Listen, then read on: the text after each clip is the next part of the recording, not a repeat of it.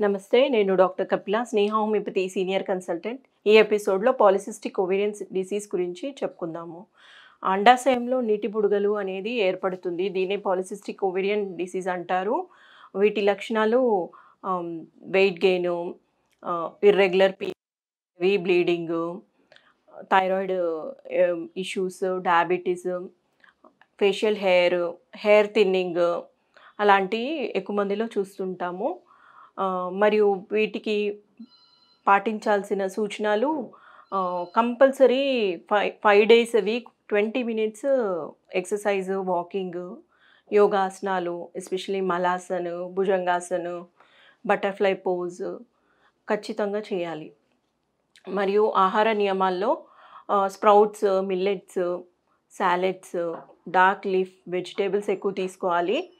ఆహ్, తీసుకోని పదార్థాలు process food, junk food, carbohydrate diet, excess ah, spicy food అలాంటివి అవాయిడ్ చేస్తూ చిన్న చిట్కాలో ధనియాలు ఒక గ్లాస్‌లో నానబెట్టి ఆహ్, మరుసటి రోజు తీసుకోవడము.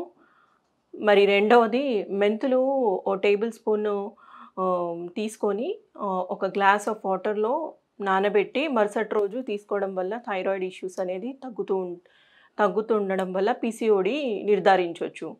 ఇది మనకి diagnosis ultrasonography of abdomen and pelvis ద్వారా నిర్ధారించొచ్చు. మన ట్రీట్మెంట్ పరంగా చూసుకున్నట్లయితే కాల్కేరి కార్బ్, పల్సటిల్లా వంటి మెడిసిన్స్‌తో పాటు కాన్స్టిట్యూషనల్ మెడిసిన్ ఇవ్వడం జరుగుతుంది. ధన్యవాదాలు.